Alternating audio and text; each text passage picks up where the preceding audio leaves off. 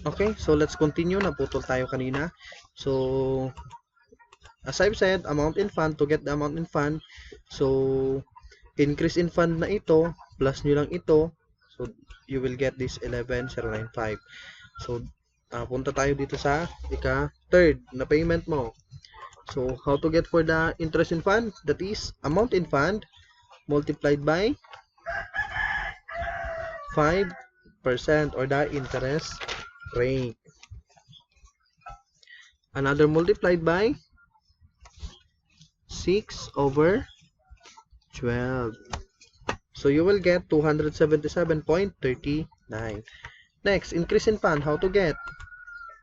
Periodic deposit plus the interest in fund. You will get this amount.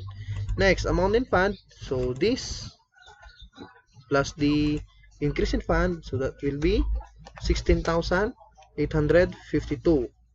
Next, diretsuhin na lang natin. So here plus here plus here. So here plus here. So 35,000. So, di ba class, tingnan nyo, sa ika-6 na payment, so last payment niya, so ang amount in fund niya is 35,000 na. So, that is sinking fund. So, di ba? So, na-meet niya yung target niya na for 3 years and paying it semi-annually.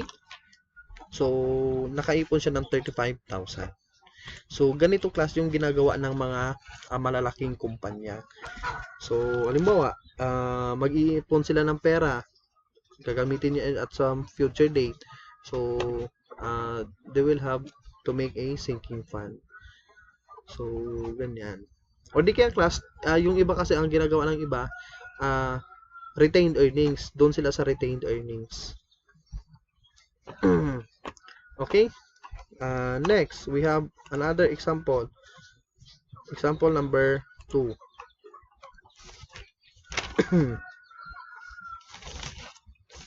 A contractor needs 500,000 at the end of 5 years. A contractor daw, it may be engineer.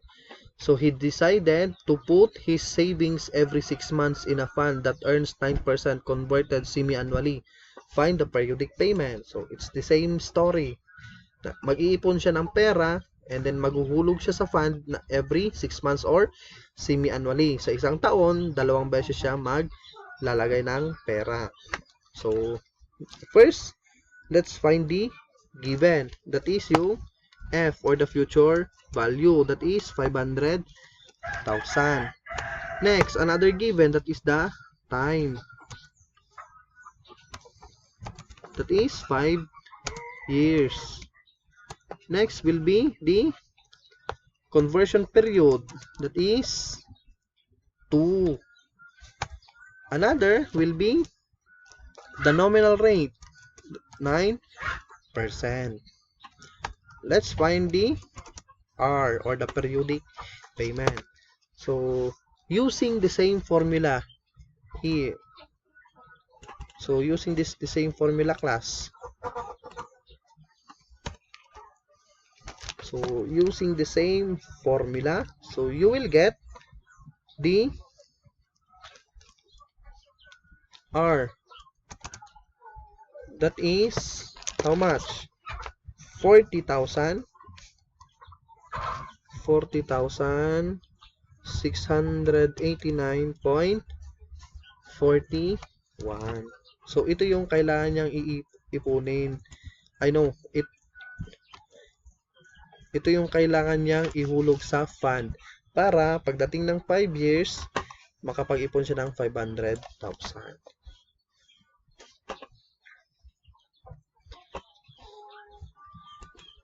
Okay. Ito na yung sinasabi ko sa inyo, class. What if yung professor nyo or yung instructor nyo mabait? Nilagyan niya ng another question. Another question. Magkano daw yung fund after 5th deposit?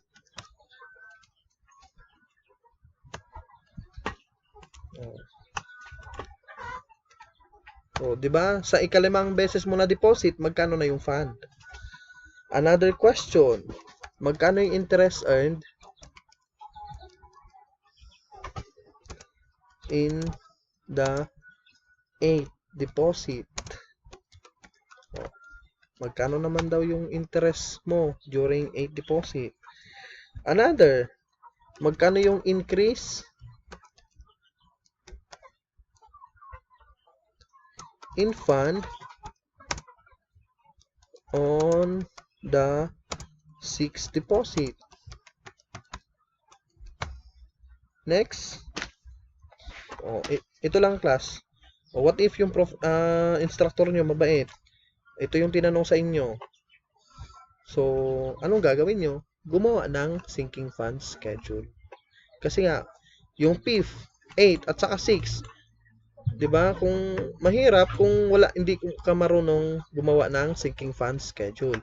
So, gawan natin ng schedule here. So, number of payment. So, ilang beses siya magbabayad? Since it is 5 years, that is 10.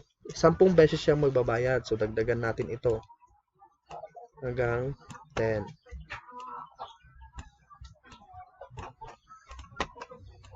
Let's erase this. Okay, so magkano yung periodic deposit niya? That is 40,689.41. Fixed na ito, class. Fixed na yan. Interest and fund, 0 pa. Wala ka pang interest. So, ibig sabihin, increase in fund mo, that is 40,000 pa din. Amount in fund mo during this.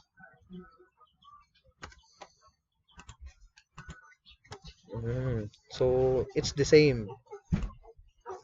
So, okay, computein muna natin. So, interest in fund, class, that will be here times by, ilang interest yon? 9%. Multiplied by 6/12. So, you will get 1,831.02. Increase in fund naman, periodic deposit plus this interest in fund. And amount in fund naman, this plus increase in fund, so you will get 83,000. Diba? So, okay, diretsuhin na lang natin. Since I am using Excel.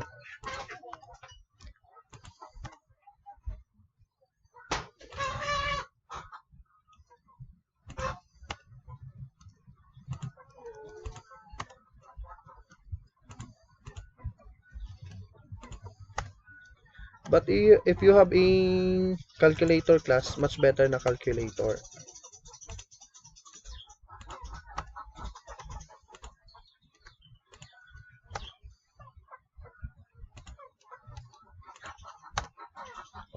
Di ba? At the end of payment, piso lang yung kulang. Round off mo, 500,000 pa rin. Now, let's answer those added question. Ito.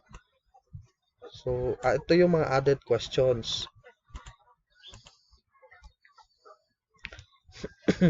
Okay. Question number 1. Fund after the 5th deposit. Ito, ika-5th deposit.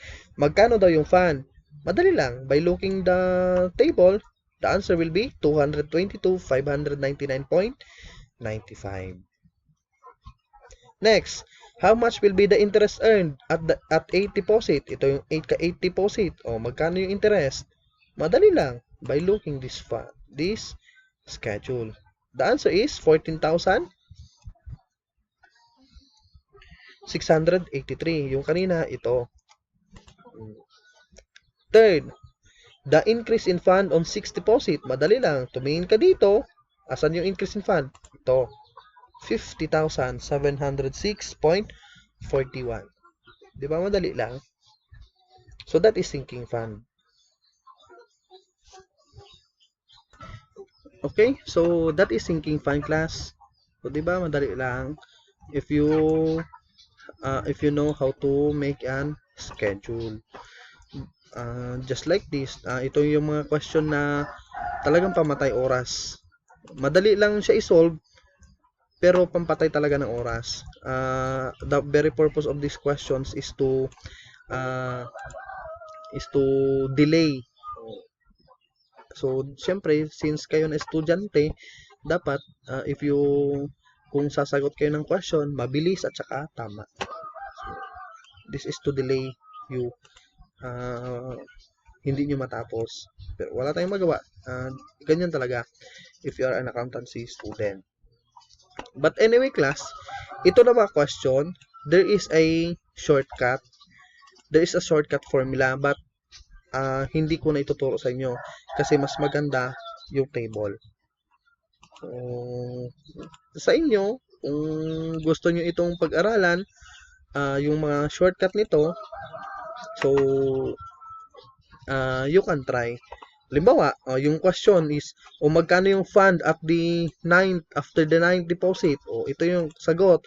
So, you can make a shortcut formula. So, there is a formula for shortcut. Anyway, madali lang naman. You can use the formula. You can use the formula just like sa ating you can use the formula sa future value. So, okay. So, that's all for this topic, sinking fund. I hope you find it very interesting. So, ano mo kayo, gusto niyo nang mag-ipon, ngayon pa lang mag-ipon na kayo ng pang-blowout nyo kung naging CPA na kayo. Diba? Diba? After 5 years, so, mag-ipon na kayo kahit any amount. O di kaya regular amount, 500 pesos. So, i-compute nyo yung future value niya. So, that is how to apply in real life. Anyway, so that's all for this topic. If you have a question, so kindly ask me on our GC. So that's all. Thank you.